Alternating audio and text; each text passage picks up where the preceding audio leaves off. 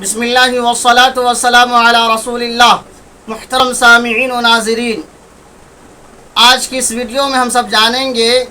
کہ شمائل ترمذی کے دوسرے باب میں جو مہر نبوت کے سلسلے میں حدیث آئی ہیں اس کو جانیں گے۔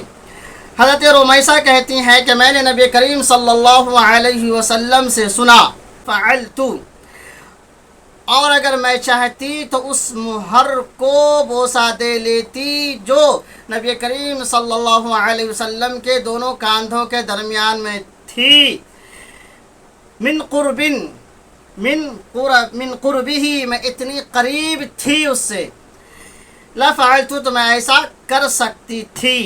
یقول، اور نبی کریم صلی اللہ علیہ وسلم سے کیا فرماتے ہوئے سنی ہے کہ یقول لسعد بن معاذ یوم مات اہتز لہ عرش الرحمن، وہ فرماتے ہوئے سنی ہے نبی کریم صلی اللہ علیہ وسلم سے کہ جس دن سعد ابن معاذ کی موت ہوئی ہے، وفات ہوئی ہے،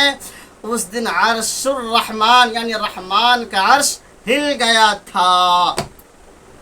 یہ ایک جملہ معترضہ تھا، یہ حضرت رمیثہ رضی اللہ تعالی عنہا فرما رہی تھیں۔ اس حدیث میں دیکھیے، یہ حضرت علی رضی اللہ تعالی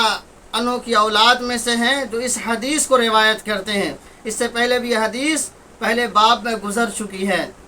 بڑی تفصیل سے۔ ان ابراہیم ابن محمد من ولد علی، یعنی علی بن ابی طالب رضی اللہ عنہ قال كان